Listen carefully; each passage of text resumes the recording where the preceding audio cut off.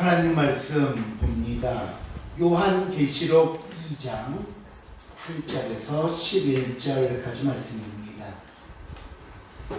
신약성경 399페이지입니다. 요한계시록 2장 8절에서 11절까지 말씀.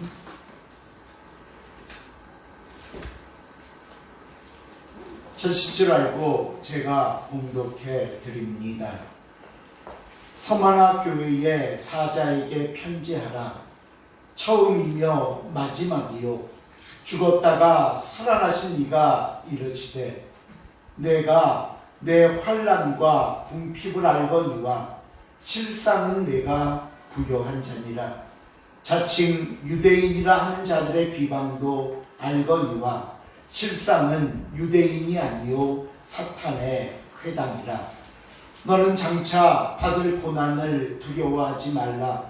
볼지어다 마귀가 장차 너희 가운데에서 몇 사람을 옥에 던져 시험을 받게 하리니 너희가 10일 동안 환난을 받으리라. 네가 죽도록 충성하라. 그리하면 내가 생명의 관을 내게 주리라. 귀 있는 자는 성령이 교회들에게 하시는 말씀을 들을지어다. 이기는 자는 둘째 사망의 해를 받지 아니하리라. 아멘.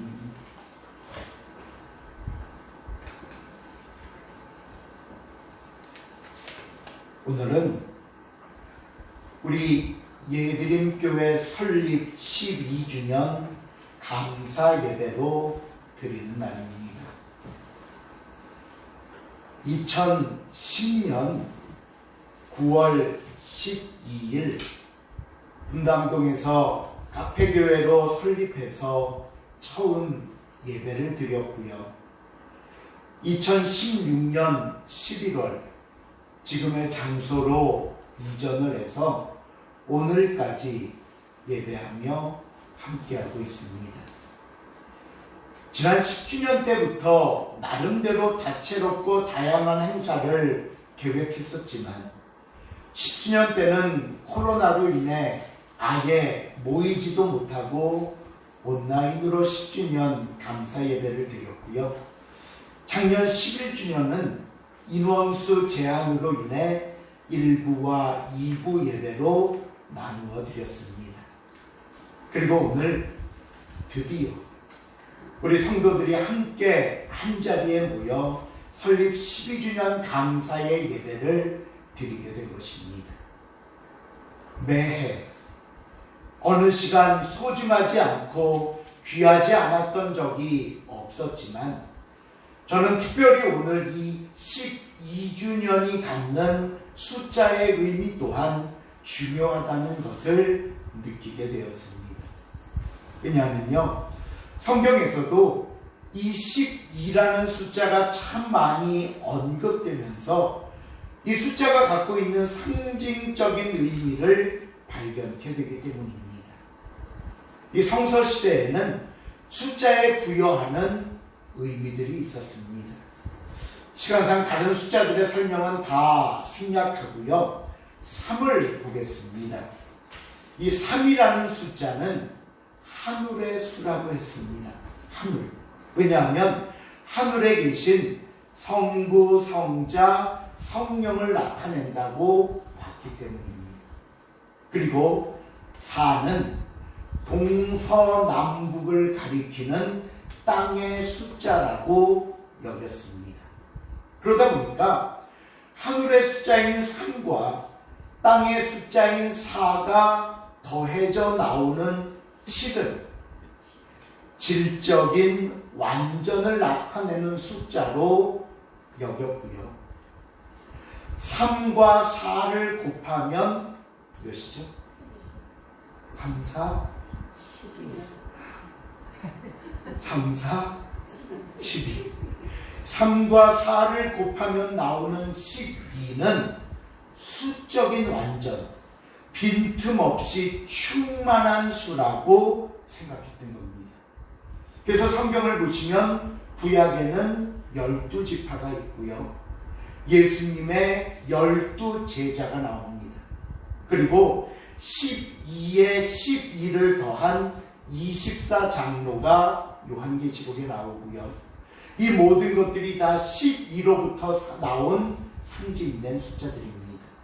또 요한계시록을 보시면 구원받은 사람의 수라고 해서 14만 4천 명이라고 나옵니다. 이것은 숫자 그대로 14만 4천 명만 구원받는다는 의미가 아니라 12와 12를 곱한 144에 더 완전하고 충만한 수를 의미하는 1000이 곱해져 나온 수로서 이 14만 4천 명이라는 수는요, 하나님이 예비하시고 하나님이 선택하신 모든 성도들은 단 한 명도 빠짐없이 다 구원받을 것을 강조하는 수가 되는 겁니다. 이렇듯 12라는 수는 완전, 충만을 의미하는 수인데 오늘 우리 예드림 교회가 바로 이 12주년에 이르게 된 겁니다. 제가 이렇게 숫자의 의미로 말씀을 시작하는 이유는요, 그저 한 해 한 해 당연히 맞이하는 시간으로서의 12주년이 아니라 이제는 교회가 조금 더 안정적이 되어가고 조금 더 성장하고 조금 더 성숙하게 되는 충만함의 원년으로 삼고자 하는 것입니다.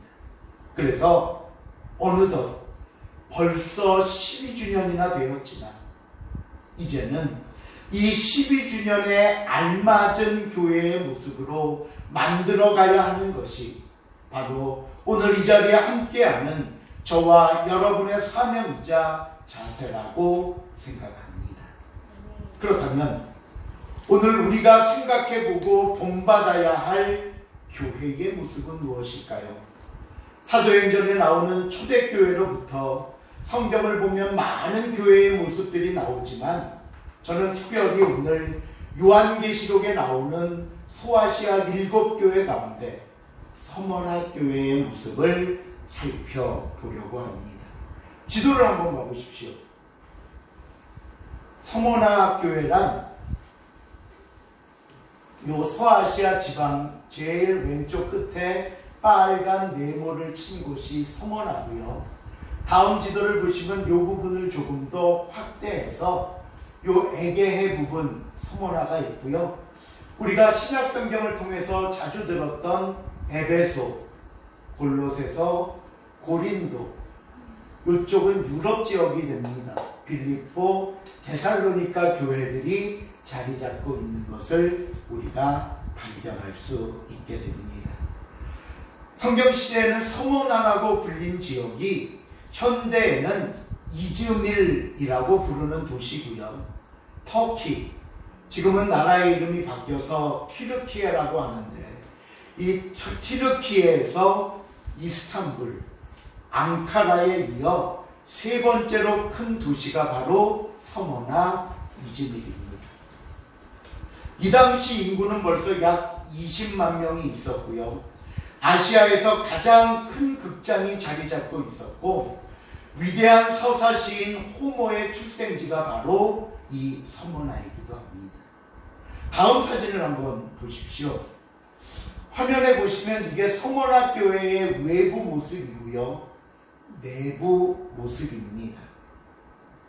이 모습이 중요한 이유는 지금 이 사진이, 여러분이 보시는 이 사진이 당시 교회의 모습 그대로입니다.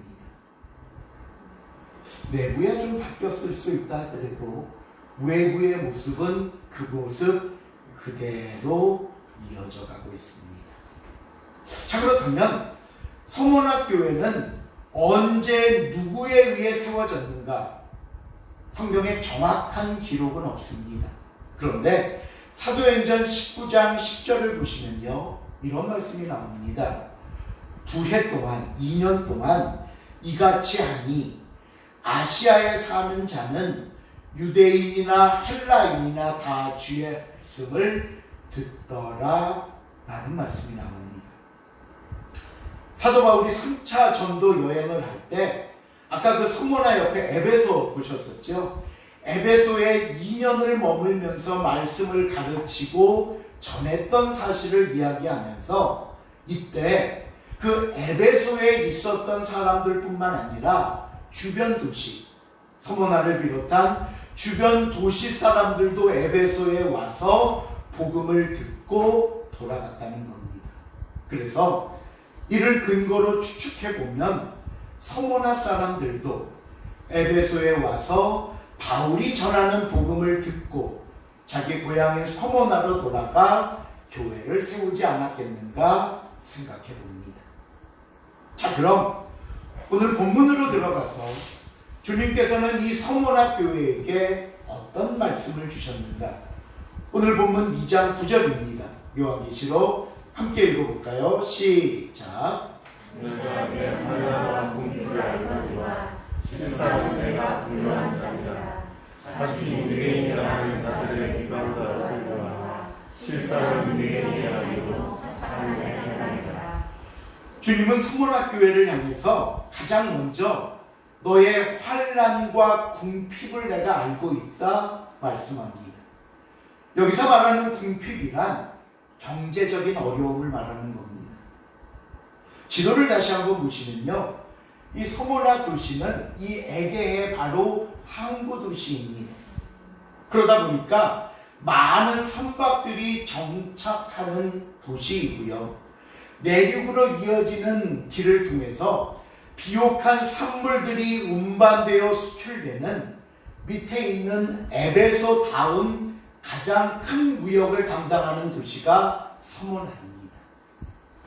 이렇게 무역의 발달로 남부럽지 않게 살던 도시였는데 주님은 이 도시를 향하여, 아니 그 도시에 있는 교회를 향해서 궁핍하다 말씀하셨다는 거예요. 이들이 궁핍할 수밖에 없었던 이유는요, 바로 그 궁핍이라는 말씀 앞에 나오는 환난 때문이었습니다. 9절 중반부에 보시면 자칭 유대인이라 하는 자들의 비방도 알거니와 실상은 유대인이 아니요 사탄의 회당이라고 말씀하시듯 당시 그 지역에 있던 유대인들이 서모나 교회를 향해 환난을 주고 박해를 주었음을 짐작해 볼 수 있습니다. 사진에 보시면 당시 서모나 도시는요, 사이벨레라는, 사진 보여주실래요? 예, 이 사이벨라라는 여신을 섬기고 있었습니다. 이 여신이 얼마나 그 힘이 막강하고 유명했냐 하면요, 다음 보시면 동전이 나오는데 이 여신의 얼굴과 그림이 그 다음, 여러분 볼 때 왼쪽에 보시는 이 5프랑짜리 동전은 프랑스령 폴리네시아에 있는 5프랑짜리 동전이고요, 오른쪽에 있는 10리라는 이탈리아 동전입니다.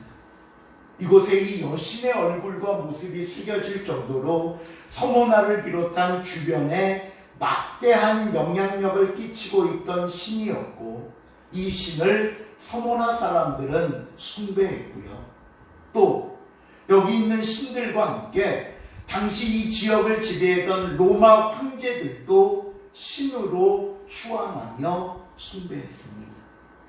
특히 우리가 잘 알고 있는 도미티안 황제 치하에서는요, 황제 숭배가 로마 모든 시민들에게 강요되어서 매년 최소한 1년에 한 번 로마 시민들은 황제 재단에 가서 분향하고 분향했다는 확인서를 발급받아야 살 수 있을 정도였습니다.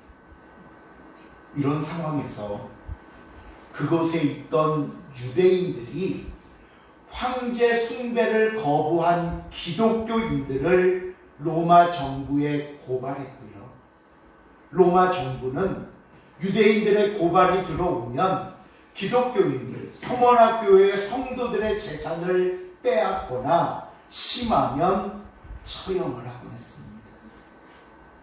히브리서 10장 34절에 너희가 갇힌 자를 동정하고 너희 소유를 빼앗기는 것도 기쁘게 당한 것은 더 낮고 영구한 소유가 있는 줄 알미라라는 말씀은 바로 오늘 서문학교회를 향해 말씀하신 주님의 말씀이었던 겁니다.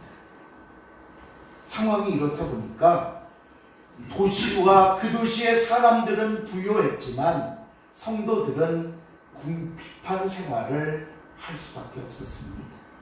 그런데 이 상황을 바꾸어 말씀드리면 서문학교의 성도들은요, 예수님을 믿지 않았거나 믿음을 배반하고 황제 숭배를 했다면 다른 사람들처럼 부유하게 살 수 있었다는 겁니다.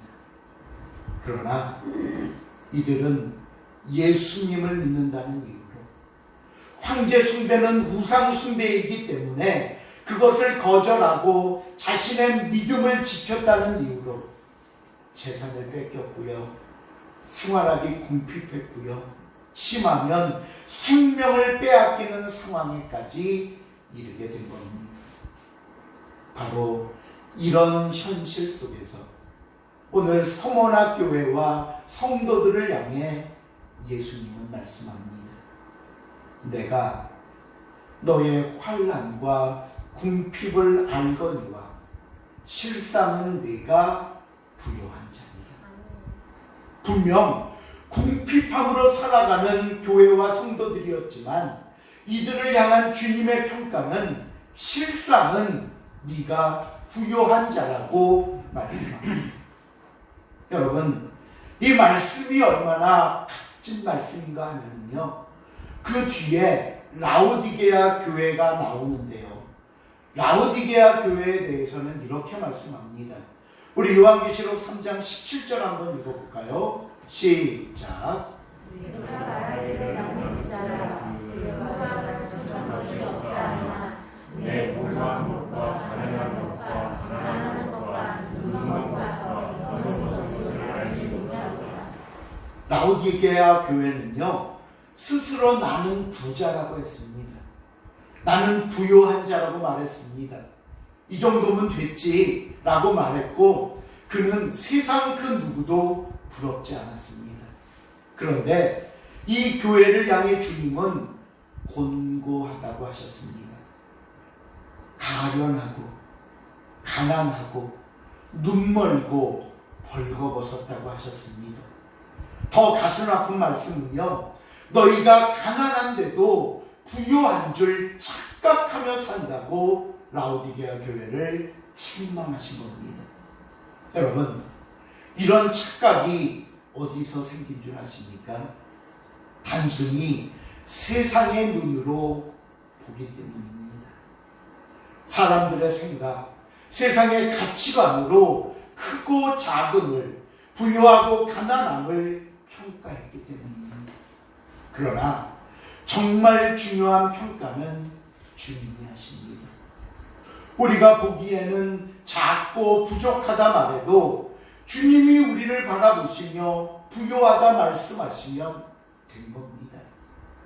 오늘 설립 12주년을 맞는 우리 예드림 교회와 사랑하는 모든 성도에게는 실상은 부유한 자라 말씀하시는 예수님의 위로와 칭찬이 임하기를 주님의 이름으로 축원합니다. 우리도 겉으로 보면 작고 힘이 없는 교회입니다. 성도의 수도 많지 않습니다. 환경도 좋지 못합니다. 우리가 하나님을 위해 또 지역 사회를 위해 감당할 수 있는 부분도 연약합니다. 그러나 우리의 믿음만은 부요한 교회와 성도들이 될 수 있기를 바랍니다. 첫사랑을 간직하고 사는 성도들, 항상 주님을 위한 뜨거운 열정이 가득한 교회와 성도들이 될 수 있기를 바랍니다. 여러분, 다시 한 번 더 말씀드립니다. 세상의 기준이 아니라 하나님의 기준입니다. 세상의 평가가 아니라 하나님의 평가입니다. 이것이 우리가 부흥의 모델로 삼아야 할 모습 중에 하나인 것입니다. 이제 주님은 교회에게 마지막 당부와 축복을 말씀하시는데 본문 10절입니다. 10절 말씀 시작. 너는 장차 받을 구원을 두려워하지 말라. 볼지어다 너희가 장차 너희 가운데서 역사하는 목에 던져 시험을 받게 하리니 너희가 죽을 동안 환난을 받으리라. 내가 죽도록 준수하라. 그리하면 내가 생명의 하늘에 계시리라. 첫째로 주님은 교회에게 장차 받을 고난을 두려워하지 말라 하십니다. 예수님, 지금도 예수님 때문에 환난과 궁핍한 삶을 살고 있는데 이것도 모자라 장차 받을 고난이라고 하십니까? 우리가 이 말씀을 들으면요, 참 주님이 야속합니다. 이젠 좀 부요하게 된다고 하시면 얼마나 좋아요. 이젠 만사형통할 거고 네 뜻대로 될지어다 그러면 우리는 아마 가장 큰 소리로 아멘할 겁니다. 그런데 도대체 언제까지 이래야 합니까? 때로는 주님이 원망스럽기도 합니다. 그런데요, 우리에게 이 장차 받을 고난이라는 말씀만 보면 낙심할 것이 아니라 그 다음 말씀이 나옵니다. 뭐라고 하냐 하시면요, 두려워하지 말라. 고난이 있고 환난이 있지만 두려워할 것이 아니라는 겁니다. 아니, 어떻게 두려워하지 않을 수 있습니까? 요한복음 16장 33절입니다. 시작. 너희에게 이르는 것은 너희로 내 안에서 평안을 누리게 하려 함이라. 세상에서는 너희가 환난을 당하나 담대하라. 내가 세상을 이겼노라. 너희가 환난을 당하나 담대하라. 내가 세상을 이기었노라. 이것이 예수님을 믿는 사람들에게 주시는 은혜와 축복입니다. 두려워하지 마십시오. 하나님 아버지가 없는 것처럼 생각하지 마십시오. 예수님이 우리에게 아무런 도움, 아무런 힘도 되지 않는 것처럼 판단하지 마십시오. 우리는 예수님과 함께 세상에서 승리하는 하나님의 자녀들이라는 사실을 잊지 마시기를 바랍니다. 내가 세상을 이기었노라. 두 번째로 예수님은 교회를 향해서 죽도록 충성하라고 말씀합니다. 이 말씀 속에 나타난 서머나 교회의 중요한 사건이 하나 있었습니다. 그림을 보시면요, 폴리갑이라는 감독의 순교 이야기인데요, 폴리갑은 오늘 이 요한계시록을 기록한 사도 요한의 제자입니다.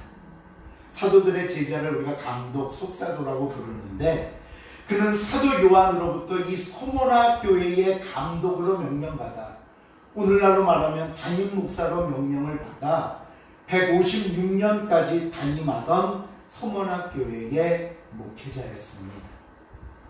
화면은 그가 순교당하는 장면을 그림으로 그린 폴리갑 기념교회의 성화인데요, 그의 순교 기록이 이렇게 남아 있습니다. 제가 읽어드릴게요. 이미 11명의 성도가 야수의 먹이가 된 상황에서 폴리갑은 여전히 하나님께 기도하는 일에 전념하고 있었습니다. 그러나 결국 기도 중에 폴리갑도 체포되어 서머나시의 원형 극장으로 끌려 들어갑니다. 그 안에는 수많은 유대인과 이방인들이 폴리갑을 향해 분노의 목소리로 이놈은 아시아의 선생이고 그리스도인들의 아비이고 우리의 신들을 뭉개는 자다. 수많은 사람에게 제사도 드리지 말고 경배도 숭배도 드리지 말라고 가르치는 놈이다 소리 질렀습니다. 그날이 안식일이었음에도 불구하고 유대인들은 아랑곳하지 않고 폴리갑을 묶어 태울 장작을 나르는데 열심이었습니다. 총독은 폴리갑에게 마지막으로 묻습니다. 시저의 이름으로 맹세하고 그리스도를 욕하라. 그리하면 살려주겠다. 그러자 폴리갑이 이렇게 대답합니다. 저는 86년간 주님을 섬겼습니다. 그분은 그동안 저에게 단 한 번도 나쁜 일을 하시지 않았습니다. 그런데 제가 어떻게 저를 구원하신 저의 왕을 욕할 수 있겠습니까? 저는요, 이 폴리갑의 순교와 믿음을 지키려는 서문학교회의 모습을 보면서 앞에 사진에서 보여드렸듯이 지금 유럽에 크고 화려했던 수많은 교회들이 무너지고 텅 빈 장소로 남게 되는, 그리고 문을 닫는 상황에서도 지금까지 유일하게 온전한 모습으로 남아 예배를 드리는 교회로 보존될 수 있었던 것은 바로 이거, 죽도록 충성하겠다는 각오와 결단이 주신 축복이 아닌가 생각이 됩니다. 히브리서 11장을 보시면요, 우리가 믿음의 장이라고 할 만큼 믿음의 영웅들의 이야기가 기록되어 있습니다. 그 중에 히브리서 11장 36절 37절을 보시면 앞에 나왔던 수많은 성경의 이름들이 빠지고 이런 모습으로 설명합니다. 또 어떤 이들은 조롱과 채찍질 뿐 아니라 결박과 옥에 갇히는 시련도 받았으며 돌로 치는 것과 톱으로 켜는 것과 시험과 칼로 죽임을 당하고 양과 염소의 가죽을 입고 유리하여 궁핍과 환난과 학대를 받았습니다. 이 사람들이 당한 일은 세상에서 자기 이익 얻고자 한 거 아닙니다. 내가 좀 더 편해보자고, 내가 좀 더 잘 살아보자고 이런 거 한 거 아닙니다. 오직 한 가지, 예수님 때문에 당한 고난과 환난입니다. 그러기에 성경은 이 사람들을 가리켜 그 다음 38절에 이렇게 말합니다. 이런 사람은 세상이 감당하지 못하느니라. 세상이 감당하지 못하는 사람들, 이들이 바로 죽도록 충성하는 그리스도인들이었던 것입니다. 그리고 오늘 본문은요, 이렇게 죽도록 충성하는 성도들을 잊지 않으시고 우리에게 너무나 귀한 축복을 약속합니다. 네가 죽도록 충성하라. 그리하면 내가 생명의 관을 내게 주리라. 이 하나님의 말씀이 오늘 저와 여러분에게 주실 축복임을 잊지 마시길 바랍니다. 이 하나님의 약속이 힘들고 어려운 교회를 섬기고 묵묵히 하나님만 바라보는 우리 예드림 교회 성도들에게 주시는 은혜인 줄로 믿으시기를 바랍니다. 아멘. 말씀을 맺습니다. 오늘 주님은 저와 여러분을 향해 우리 예드림 교회가 서머나 교회와 같아야 한다고 말씀합니다.